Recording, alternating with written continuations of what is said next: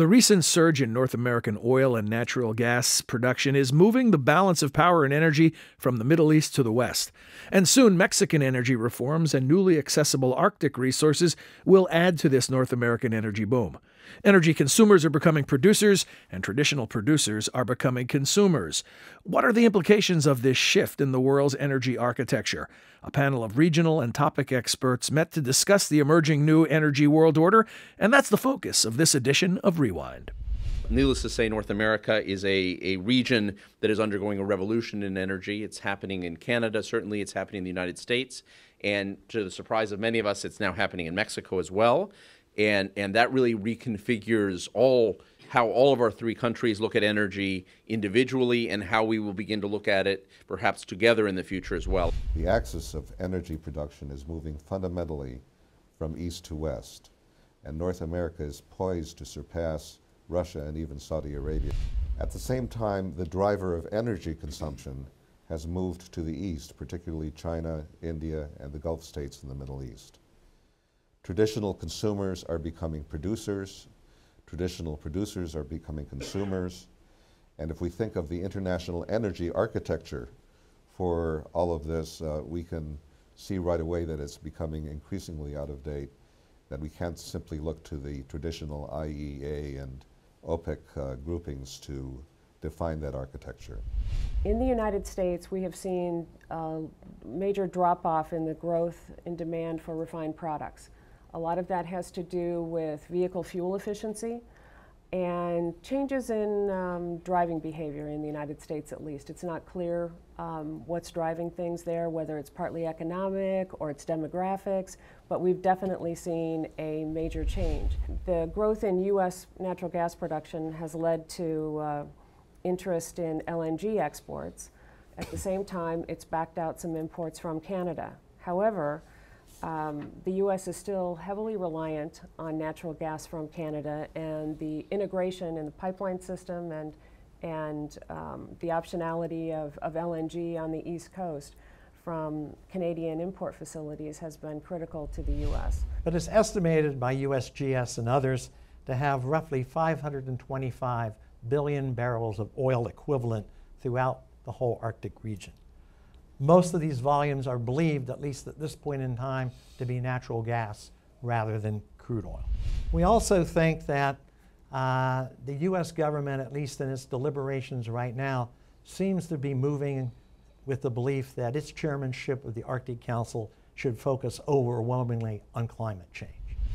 U.S., a lot of gas. Canada, a lot of gas. Mexico, not so much gas. Caribbean, not so much gas. Obvious North American integration opportunity. Move U.S. gas easily to these countries. The other piece is questioning whether we really want to help Mexico with its exports. Mexico has very heavy oil. There's not a lot of market for heavy oil other than the U.S., where we're obviously going to use a lot. By mixing light oil with heavy oil, you could help make Mexico's product more competitive. But pretty soon, they're going to need more of ours than we're going to need of theirs. So one obvious, easy thing to do would be to change the rules and give Mexico the same treatment that we give Canada, which is free exports as long as it's consumed in Canada. You all talked about infrastructure to an extent, and RJ talked about lower prices. Is that going to have an effect on infrastructure as we go forward, changes in Mexico, and do we need Arctic oil with lower prices elsewhere? I think that the other angle to this North American energy integration is that if we do stay in the $80 to $90 barrel oil environment, there's a lot less margin for error for the producers, right? So if the cost of moving crude or natural gas is higher because you're going through multiple inefficient systems of rail and barge and whatever else to get a product to market, there's less room for error than there would be in an environment of $100 to $110 a barrel oil. There's sometimes, I think, a misunderstanding of the Arctic. We kind of think the oil companies, if they could gain access, are going to go in, find oil, and produce it in a few years.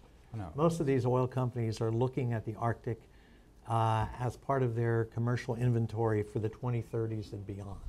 Well, we've talked a lot about how North America is quite the leader after Saudi Arabia, Venezuela, whatever, on oil and gas resources. We haven't talked about coal at all, and the United States still has a lot of coal. Does anyone want to touch that hot potato? Or In many ways, the question of U.S. coal exports off the west coast to Asia will be the next Keystone XL debate, right? That you have significant coal supply in the Powder River Basin that would be in demand in Asia. That's the big question, right? Because if we're not going to use the coal here, there's a market for it in Asia, and many of these climate issues will play out in that debate the same way that they have in coal. We need to be out championing the clean utilization of coal. And we need to do this on an international basis to get the U.S. leadership, our technological know-how, and set a goal.